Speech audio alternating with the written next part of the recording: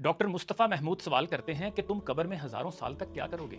फिर वो खुद ही जवाब देते हुए कहते हैं कि मैं तुम्हें एक तरीका बताता हूँ जो मेरे साथ बहुत कारआमद साबित हुआ और जिससे मेरा अपने अल्लाह से ताल्लुक ज़्यादा बेहतर हुआ है। कब्र ज़ाहिर है कि एक खौफनाक चीज़ है, मगर नेक लोगों का मामला और है। वो कहते हैं कि अब मेरी उम्र 54 साल है, तो मैंने सोचा कि जब मैं कब्र में जाकर अकेला रहूंगा सैकड़ों हज़ारों साल तक, तो मैं क्या करूंगा। मैंने जब इस पर सोचना शुरू किया तो फिर मैंने कुछ नए अमाल करने शुरू किए। मैंने सोचा कि मैं मर जाऊंगा और मेरे पास एक खाली बिल्कुल तारीक कब्र होगी।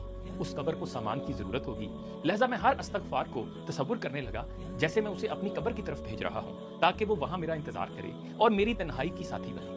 वो कहते हैं कि मैंने अपनी कब्र को मुकम्मल डेकोरेट कर देने का अमल शुरू कर दिया है। कब्र के एक कोने को मैं हजारों तस्बीहात से भर रहा हूँ। यहाँ मेरे सर के करीब कम से कम 300 खत्मे कुरान होंगे जो मेरे लिए आरामदेह बिस्तर का सबब बनेंगे।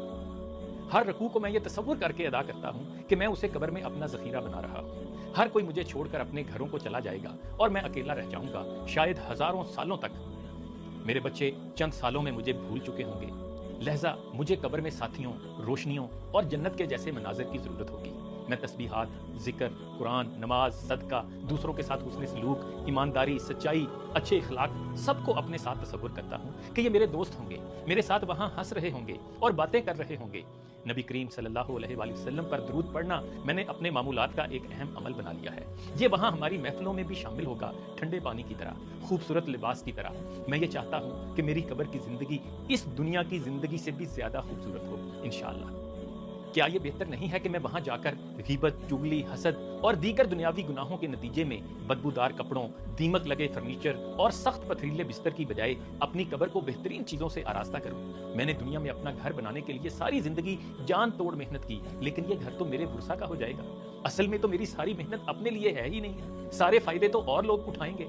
तो मैंने सोचा कि बस बहुत हो गया है, मुझे अपना घर बनाना है जहां सिर्फ मैं ही हूंगा और वहां मुझे एक तवील अरसा गुजारना है। अगर मेरे तमाम अमाल दुनिया की जरूरियात के लिए थे और अपनी कब्र के लिए कुछ भी नहीं था, तो फिर तो मेरे कब्र वाले घर के लिए सवाए अजाब के फर्नीचर, मुस्तकिल अंधेरे और सख्त बास पुर्स के कुछ भी ना होगा।